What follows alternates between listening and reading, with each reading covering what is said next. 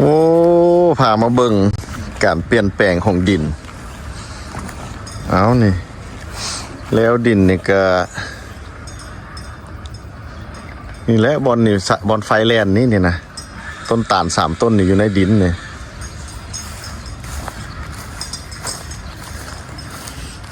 นี่เป็นหนทางนี่โจอันนี้หนทางแล้วนี่จามขายเขาจะแบ่งให้ด้วยฮอตเสานั่นจำกำแพงแล้วมันนี่ตึ๊บเบิ่งดูเงินสารมาบันนี้เมียงลำบอกง่ายๆมาอยู่ข้างๆนี่บันนี้มึงพูดนะว้าเหลือหน่วยนึงได้นี่โอ้เอาอันนั้นกับปุกอีกคุณนะต้นตาลโว้เป็นบ้าบักหลายโจมากเลยนี่ต้นตาลอยู่ในดินเฮาได้นี่3 ต้นนี่นะนี่มีงัวมีควายแต่ใส่เหมือนเราเจ้าของมูลเพิ่นไปใส่หมดแล้วหอมไหมหอมบ่อยู่ไหนวะบายดีไปใส่กันหมดละอยู่ใส่มีลูกยังจื้อกันอยู่บ่ลูกสาวนี่เจ้ากันยังจื้ออ้ายอยู่บ่ม้าเท่าไหร่ก็เป็นสาวแล้วโจ้เนี่ยเป็นสาวเลยได้นี่นะว่าผู้สูงคนอ้ายอีกบัดนี้เขาเห็นโซมเพลงมาถ่ายเอาลงอีกแล้วหน้าสดหวารู้จะเห็นอย่างกับหน้าเจ้าโอ้ได้ยังคือหน้าข่าวคนงามเนาะคนงามหน้าข่าวอีแม่เด้อีพ่อได้เมี่ยงมาบัดนี้คือหอมลมเราเดินบูมีเสียงมันอย่างนางเรือปุกอย่างบักใหญ่อยู่บูมีเสียงตอบเสียงเจ้าไปใส่เสียงขายมันแล้วเจ้าไปห้องเพลงหวะห้องเพลงหลายโอ้ลงอีโอจะได้2 ปีแล้วเนี่ยมาถามเนี่ยตอนนั้นโจ้ได้เบิ่งบอวิดีโอคอยเอาลงเจ้าเบิ่งว่ะตอนค่อยเมาเข้าคนน่ะเจ้าก็เบิ่งเจ้าเบิ่งเสือสบายดีโฮมป้ามาบันนี้เมี่ยงมันไผ่มาขายดินซะป่ะนี่ฮะมาขายดินวะเอ้าบ่ได้มาโดนละป้าเพิ่นมาเฮ็ดอย่างอยู่นี่เขาเฮ็ดตึกเฮ็ดอย่างแล้วฮะนี่ก็ผู้สาวกี้เอาตัวหันใส่เส้นบักใหญ่ผู้สาวก็กี้เอาพุ่นน่ะอันเพิ่นเฮ็ดอย่างอันนี้ข้อมูลจังว่าบ่ฮู้น้ำเขาเว้ยมันก็บ่ฮู้โอ้มีอย่างเป็นอันนี้หมดอันนี้อันละมันถมเป็นห้องอีหยังหั่นอันนั้นฮะเอาซื้อแล้วดิฮะเอาซื้อเด้อจำพุ่นเลยหวะจำพุ่นทางเขาเฮ็ดกำแพงอันนั้นเฮ็ดอย่างขุดกระทมแล้วเขาซื้อบ่ได้ดิขุดลงไปเฮ็ดอย่างหั่นเขาเฮ็ดกำแพงบ่นี่เอากำแพงอย่างคือขุดดินออกไปก็ขุดเด้เขาขุดแล้วก็เฮ็ดกำแพงลงแล้วกำแพงลงดินพุ่นกำแพงลงดินเด้กำแพงนั่นน่ะเอาแล้วตัวบ่เฮ็ดนาวะนี่น่ะคือบ่เห็นไถบ่เห็นหยังไถแต่แล้วไถบ่เข้าฝนบ่ตกต้องได้ท่าฝนนึงท่าฝนรถมาไถแล้วบ่เข้าฝนเมื่อวานนี่เด้โอ้ยบ่พอเหี่ยวงัวนี่เนาะยังได้ท่าอีกเนาะอ้ายหายหมดแล้ววันนี้ไปขายดินโอ้ยปิวเบิดละเงินเขาก็มั่างออกแล้วเด้เขาเฮ็ดกำแพงให้ดิเขามั่างทิ่มไปใส่บ่ได้เขามั่างออกล่ะเขาเฮ็ดกำแพงเขาดิกำแพงดินเฮาอยู่กำแพงคั่นตัวดินกำแพงนั่นแหละ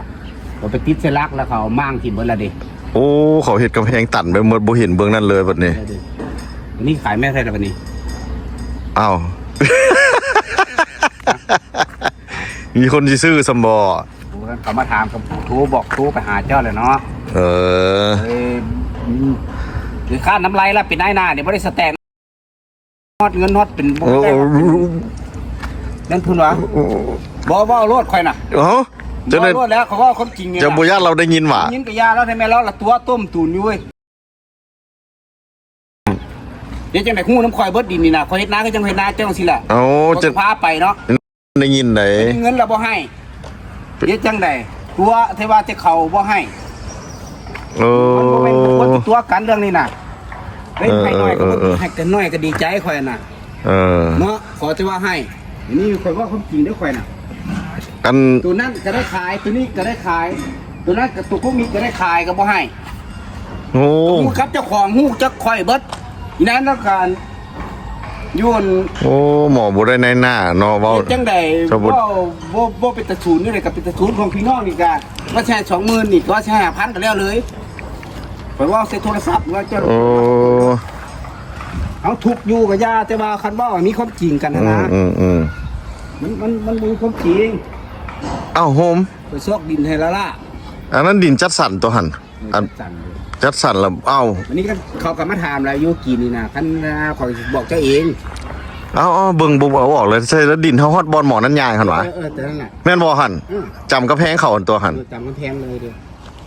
โอ้ ขายเลยเด้ยังเหลือตัวนี้เราไปสิขายนี่แม่น150 เหรียญแบบนี้คันแม่นละ100ละ ใหญ่ได้โจตัวนี้ นั่นแล้ว เบิ่ง ถูกคำแพงแล้วสิซื้อแม่นละ100แล้วเราบ่ขายแล้วได้แม่นบาง100 เหรียญ150 เหรียญ อันใด พี่น้องคนนี้นะนี่ให้ลุกนี่นะ อืม นั้นเราสิเอาแล้วดิเราสิซื้อแล้วเราได้เม็ด150 บาทนี่ เออ เราไปซื้อแล้วเราก็เลยอ้อมกำแพง เดินเอ้าดินนี่มันเหลือแต่เวิงเฮาตัวนี้น่ะ เหลือแต่ของเจ้านี่ครับของเราหัน เออ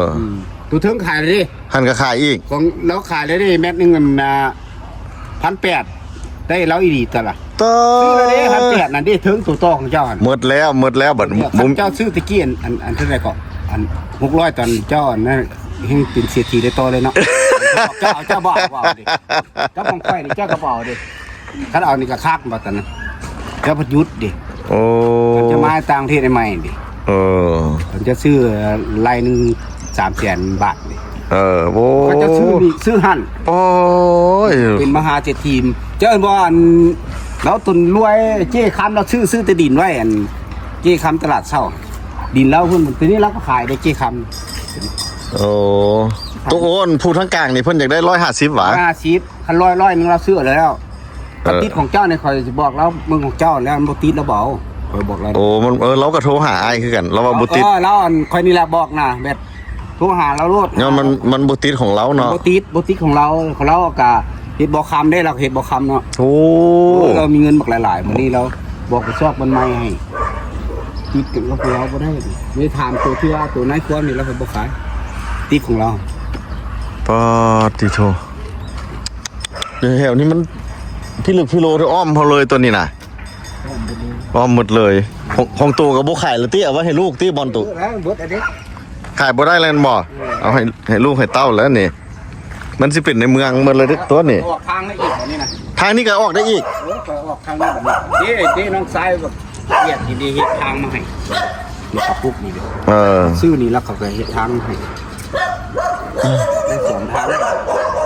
โอ้เบิ่งแม่ความเจริญพุ่นน่ะอันนี้กำลังบักใหญ่ เราหูยินรถว่าเราหูยิน จักสั้น บ่ดิ ขอรับหลังใส่คนน่ะคอยคุณน้อยอยู่ใครบ่ว่ารับหลังเด้ นี่เบิ่งวิวทัศน์ธรรมชาติแม่โจมาซื้อตะกี้ถึกๆกะลี่ละ187.5 บาทโจคือตอน เดี๋ยวนี้เพิ่นว่าเป็นนี่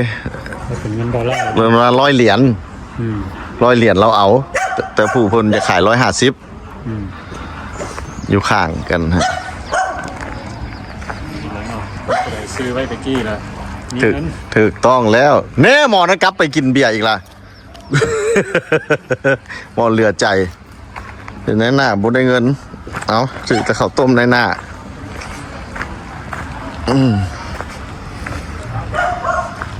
เอาเบิ่งไว้เจ้านายมันสิบูมีแล้วนี่นะทงนานี่โจทงนาสิเมิดไปแล้วนี่คันมีคนมาซื้อแล้วก็แม่นหายรถทงนานี่นะนี่ ซื้อกับสิซุป นี่ ตั้งนี่นี่ เฮ็ดห้องนี่เด้คือเขาเฮ็ดคอยว่าแม่นห้องคือห้องแฮมนี่โจบ่ห้องแฮมกับอพาร์ตเมนต์ขึ้นลิฟต์ทางกลางหั่นเด้โจขึ้นลิฟต์เข้าทางกลางหั่นแล้วก็ห้องเบิ่งซ้ายเบิ่งขวาเป็นอพาร์ตเมนต์หั่นแหละหั่นเบิ่งแล้วแล้วบอกกันหลายห้องนี่นะงามสุดมันในเมืองเนี่ยเจ้าก็เบิ่งเนี่ยพุ่นน่ะ มีพี่ตึกบักใหญ่อ้อมแอมแถวนี้แม่นหมดแล้วนี่แถวนี้ผมเจริญโอ้ยคุณน่ะเบิ่งโน่นนี่เรือต้นดินตอนนี้นี่ยังบ่มีไผพัฒนาเทื่อนี่นี่อันนั้นก็จะเข้ามาขุดนี่อย่างใส่สิปุ๊กขึ้นแล้วได้หั่นนะโอเค สิบ่เห็นแล้วทางให้ทางนานี่นะ ยังเหลือแต่เท่านี้แหละเนาะบริเวณนี้ ได้งัวก็ตอนนี้นี่ อืม เราก็สิมีบอลเลี้ยงงัวท้องนานี่สิถูกถมหมดความพัฒนามาความเจริญมาเด้อ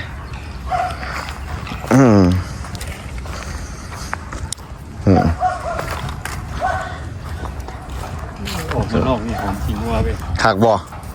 ของ โอ้ยใส่เสื้อแดงมันแล่นต่ำซะได้ล่ะงัวบ่มักเสื้อแดงเด้โจ บ่ มันไปใกล้เด้นี่ๆเราเบิ่งอยู่หั่นน่ะ ไม่ นี่มันย่างใส่ซ้ำบัดนี้เอาไอ้โจเสื้อแดงดิงัวบ่ถือกับเสื้อแดงโอเคไปเอาบัดนี้นี่ต้นตาล3ต้นนี่ก็ยังบ่ได้ถูกตัดเถือ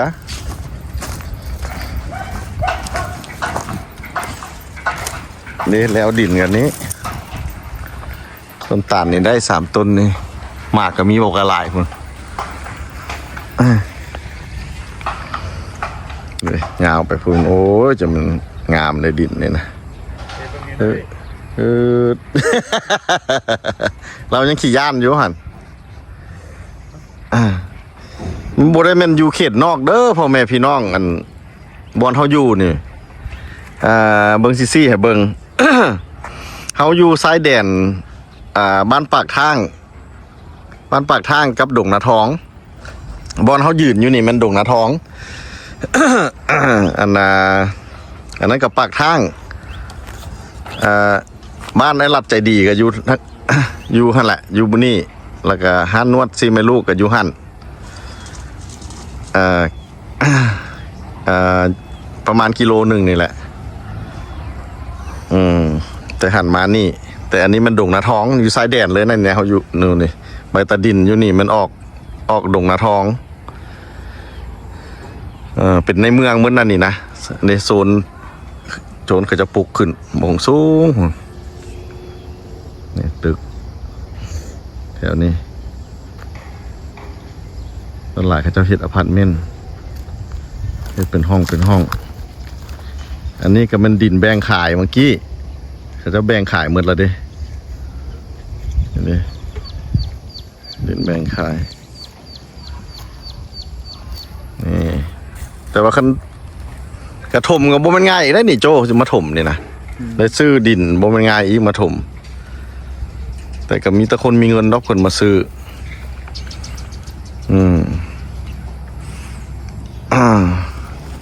ว้าวเอาอันดินตอนนี้ขายกะเล่ละ 3,000 บาทโจแล้วมันอยู่หั่น ได้อันเทื่อมีคนสนใจอยากซื้อแล้วก็มันอยู่เสาหั่น ยับไปหน่อยนึงต้นนี้ก็ได้อยู่ในดิน3ต้นนี่แล้วดินต้นนี้ไปหั่น หากำแพงหั่นซอดไปหั่นมันเป็นดิน2 ตอนอันนี้มันตอนหนึ่งแล้วมีดินเขาเจ้าคันทั้งกลางอีกตอนหนึ่งแล้วก็อีกตอนหนึ่งสี่เหลี่ยมงามๆเลยนะคันเป็นใครสนใจเด้อก็เลยละ 3,000 บาท ทีนี้ละ$100 ลุดร้อยน้อยนึงเพราะ100มัน 3,200 ประมาณนั้นอันนี้ 3,000 บาท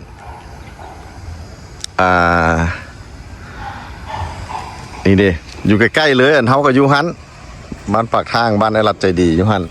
อันนี้เป็นข้ามมาเบื้องนี้นะโจข้ามมาเบื้องนี้เป็นใครสนใจตัวนี้เนื้อที่นี่มี 4,800 ปลายตะแมบตัวนี้แล้วมีดินตัวนึงขันไว้หันเราไปเบื้องนั้นหันมี 5,000 เอส 80 ตะแมบเบื้องนั้นใครสนใจติดต่อหาไอ้รัดใจดีเด้อเนี่ยความเจริญกำลังมาโอเคเอาจะขอจบวิดีโอก่อนนะโจเนาะ จบซะ ใครสนใจทักมาหาไอ้รัดใจดีได้โอเคบาย